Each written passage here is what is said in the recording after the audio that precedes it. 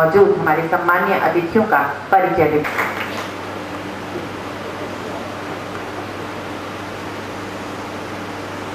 इस कार्यक्रम की रूपरेखा 20 अगस्त को लगभग फाइनल हो चुकी थी अंतिम रूप से। इस कार्यक्रम से पहले मैं मां सेवाश्रम न्यास के संबंध में आपको बता दूं कि इसका बीज मेरे भाई और मेरे प्रणेता, मेरे मार्गदर्शक के रूप में भाई विनोद आसुदानी साहब उन्होंने डाला था, जिसने अब आकार लेना शुरू किया है। कार्यक्रम के मुख्य अतिथि का परिचय आपको दूं, जस्टिस आर.डी. शुक्ला साहब। 16 साल उन्होंने सक्रिय वकालत की। वकालत में बहुत लोगों को न्यायदान जिस तरह से अपनी भूमिका दिलवाने में अदा की। इसके बाद 11 साल आप सेशन जज रहे। सेशन जज के बाद आप हाई कोर्ट के लिए नामांकित किए गए और लगभग मैं समझता हूँ 8 साल आप हाई कोर्ट जज रहे और सेवानिवृत्ति के उपरांत मानव अधिकार, मध्य प्रदेश मानव अधिकार आयोग के अध्यक्ष रहे। इन सबके अलावा जस्टिस शुक्ला साहब प्रखर सामाजिक कार्यकर्ता भी रहे और समय समय पर जिस तरह से उन्होंने नई पीढ़ी को मार्गदर्शन के साथ साथ अपने अनुभव को बांटा है, इसका लाभ हम भारत देश में आप दो भाइयों का, डॉक्टर विनोद आसुदानी साहब और आपके बड़े भाई डॉक्टर घनश्याम दास आसुदानी साहब 10वीं में प्रावीण्य सूची में जब इनका पहली बार ऐसा भारत देश में स्थान जब हासिल हुआ था, 90% दोनों के अंक थे, सिर्फ 1 नंबर का फर्क था दोनों के टोटलिंग में। तब उस समय के मानव संसाधन मंत्री पीवी नरसिम्हा राव अर्जुन सिंह, इन्होंने टेलीग्राम के द्वारा आपको शुभकामना संदेश दिया। जब यह जानकारी उस समय के महाराष्ट्र के मुख्यमंत्री शरद पवार जी को मिली तो वे स्पेशल प्लेन लेके बॉम्बे से नागपुर आए और लोकल एमएलए वहां के दत्ता मेघे के साथ आपका घर ढूंढा और इनके घर जाके दोनों भाइयों को उस समय 88 में 10-10 हजार रुपए का पुरस्कार दिया था और वो इनका पहली बार गोल्ड मेडल था। स्कूल की तरफ से, परीक्षा मंडल की तरफ से आपको गोल्ड मेडल तो हासिल हुआ ही।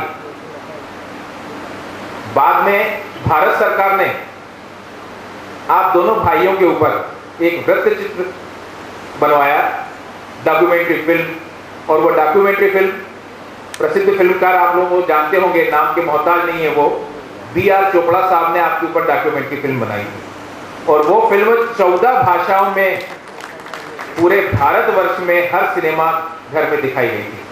उस डॉक्यूमेंट्री फिल्म का नाम था क्षितिज की ओर। डॉक्टर आसुदानी साहब के खाते में कुल 12 गोल्ड मेडल, 11 गोल्ड मेडल है और 3 भाइयों ने मिलकर कुल 32 गोल्ड मेडल हासिल किए हैं।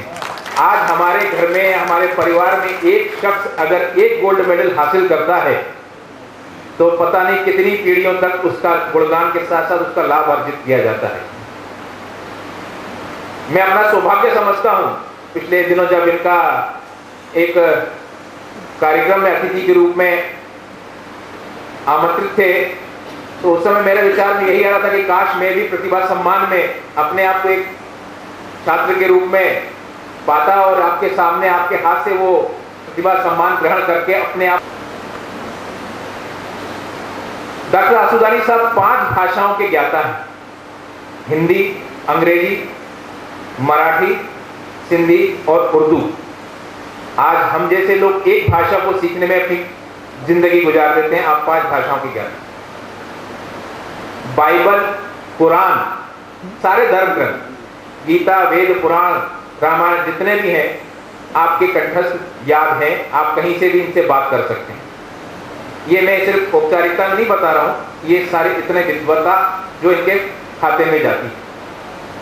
इनका एक कमाल तो आप लोगों के सामने जीते जाते ही दिखाऊंगा मैं। मौका आएगा तब शायद आप अपनी आंखों पे विश्वास नहीं कर सकेंगे, जो लाइव होगा एक तरह से।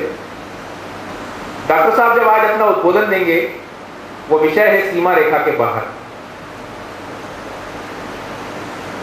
इस विषय के बारे में ज्यादा भूमिका न रखते हुए इतना बता सकता हूं कि आपके उद्बोधन को सुनने के पश्चात आज आप जब यहां से जाएंगे तो अपने आप में खुद अपने आप को बदला हुआ महसूस करेंगे। यहां आने से पहले जिस स्थिति में आप थे और जब आप यहां से जाएंगे उस स्थिति से कहीं ज्यादा बेहतर पाएंगे, बल्कि अपने आप को ये इस तरह से भाग्यशाली गौरवान्वित महसूस करेंगे कि अच्छा हुआ हमें आज ऐसा मौका मिला, ये आपके भाग्य में था जो इन जैसी शख्सियत को सुनने का मौका मिला।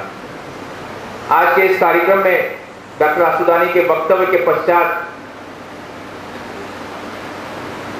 क्वेश्चन आंसर प्रश्नोत्तर काल, ये प्रश्नोत्तर काल ठीक ऐसा होगा कि यहां उपस्थित आप सभी लोग में से आपको पर्ची दी जाएगी। आप लोग अपनी तरफ से अपनी जिज्ञासा से जुड़े कोई भी प्रश्न इनसे किसी भी तरह का किसी भी लेवल का पूछेंगे, जिसका उत्तर आपको ये देंगे।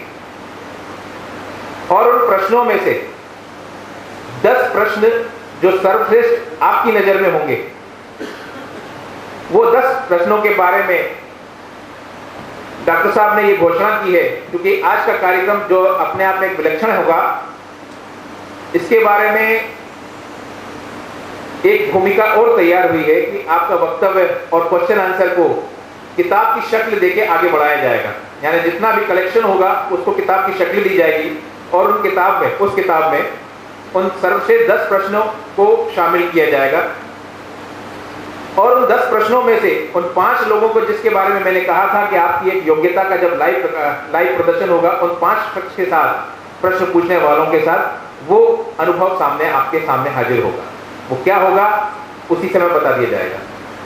मैं अब ज्यादा आप लोगों के सामने ऐसी बातें न करूं, बेहतर ये होगा कि आप सब स्वयं अपनी तरफ से परखें, देखें, सुने, समझें, महसूस करें कि आज आपको ऐसी शख्सियत से मिलने के बाद आपको कैसा महसूस होता है। यही कह के मैं अपनी बातों को यहीं विराम देता हूं। धन्यवाद। जय हिंद। धन्यवाद जगदीश जी। दोस्तों, हम सभी ईश्वर के बच्चे हैं। कहते हैं ईश्वर अपनी हर कृति, हर रचना को बड़े प्यार से बनाता है, बहुत ही ध्यान के साथ बनाता है। लेकिन इस ईश्वर से, जिसको हम सभी सर्वशक्तिमान बोलते हैं, जिसे हम सभी पूजते हैं, उससे भी कभी कभी गलती हो जाती है। गलती ये कि शायद हम इंसान यही सोचकर अपने मन को आश्वासन देते हैं कि मिट्टी कम पड़ गई या कुछ कमी रह गई, और वो अपनी किसी कृति, अपनी किसी रचना को किसी फिजिकल डिसेबिलिटी के साथ इस दुनिया में भेजता है। लेकिन ये भी सच है कि जब ईश्वर किसी इंसान को, किसी अपनी रचना को इस दुनिया में किसी कमी के साथ भेजता है, तो उसके साथ ही बहुत सारी चीज़ें प्लस में देकर भी भेजता है। इस बात में भी कोई दो राय नहीं है। हमारे आज के मुख्य वक्ता विनोद आसुदानी जी ऐसी ही ईश्वर की एक अनुपम रचना है। आप भले ही देख नहीं सकते, लेकिन उन्होंने दुनिया के कई हजारों लोगों को रोशनी दिखाई है। आपकी सकारात्मकता की पराकाष्ठा ये है कि आज दुनिया के कोने कोने में आप अपनी वाणी से कई लोगों में ज्ञान बिखेर रहे हैं। कहते हैं जिससे महके चमन वो जमी चाहिए, आँख में आदमी के नमी चाहिए। देवताओं से मिलकर तो दिल भर गया, पूजने के लिए आदमी चाहिए। मुझे लगता है विनोद आसुदानी जी एक ऐसी ही शख्सियत है। कहते हैं सीखने और सिखाने, पढ़ने और पढ़ाने की कोई उम्र नहीं होती, कोई बंधन नहीं होता। हम चाहे आज यहाँ पर 8 साल का बच्चा हो इस सभागार में, चाहे 55 साल का कोई बुजुर्ग हो, चाहे 80 साल का कोई वृद्धजन हो, मुझे लगता है जब वो विनोद आसुदानी जी से मुखातिब होंगे या विनोद आसुदानी जी जब अपनी वाणी से यहाँ पर अपने शब्दों में हमें घेरेंगे, अपने शब्दों से हमें ज्ञान देंगे, तब हम उस सीखने और सिखाने की प्रक्रिया में ही होंगे। आप सभी से गुजारिश है कि कुछ समय के लिए अपने मोबाइल फ़ोन या तो वाइब्रेशन मोड्स पे रख दें या तो स्विच ऑफ कर दें, क्योंकि अब मैं आमंत्रित करने जा रही हूँ उस शख्सियत को जो हमारे ज्ञान चक्षुओं को खोलेगा। जैसा कि जगदीश भाई ने कहा कि इस सभागार से निकलने के पश्चात हम अपने आप में परिवर्तन को महसूस करेंगे। बड़े ही सम्मान के साथ आमंत्रित करना चाहूँगी आदरणीय डॉक्टर विनोद आसुदानी जी को, वो आएँ और अपना उद्बोधन दें। के हिसाब से बेहद कम लग रही हैं, जोरदार तालियां डॉक्टर विनोद आसुदानी जी के लिए।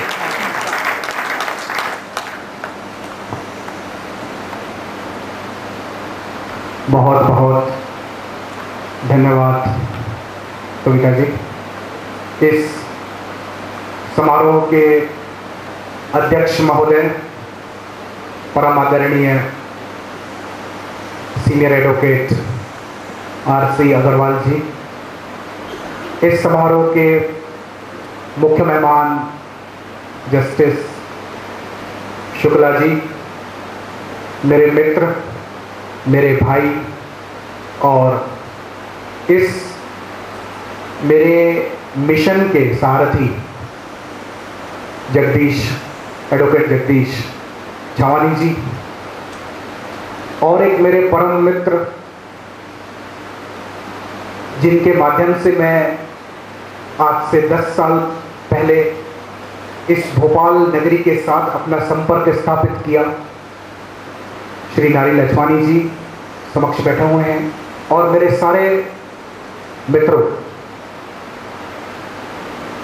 आज मैं आप लोगों के साथ एक गुफ्तगू करना चाहता हूं। कुछ ऐसी बातें आपके समक्ष रखना चाहता हूं जो बातें मेरे दिल को कई वर्षों से गुदगुदाती रहती हैं, और मैं चाहता हूं कि इस गुदगुदी का आनंद आप भी लें। मित्रों, इस समाज और राष्ट्र का मनोविज्ञान न जाने किस क्षेत्र में चला जा रहा है। हमें बड़ा भ्रम सा हो गया है कि जिस समारोह के अंतर्गत बड़ी भीड़ उमड़ पड़े, लोगों का हुजाम आ जाए और लोग इतने भीड़ में खड़े हो जाएं, कोई किसी को न सुन सके, तो वो समारोह की सफलता है। ये बिल्कुल हमारा भ्रम है। यदि हम इतिहास पर दृष्टिपात करें और सच्चे अर्थों में संपूर्ण सामाजिक संरचना और इतिहास के अंतर्गत एक दृष्टिपात करके देखें, तो हमें बिल्कुल इस बात का पता चल जाएगा कि भीड़ की psychology, the crowd psychology is always misleading psychology.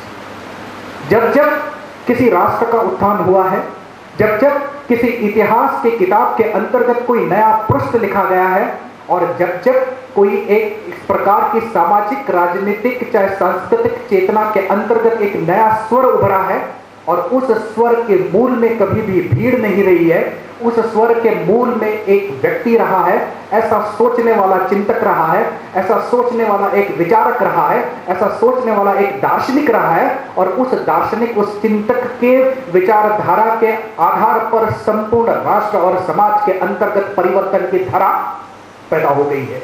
यदि आप ग्रीस में जाएंगे तो एक सुकरात पैदा हुआ जिससे संपूर्ण ग्रीस को हिला दिया।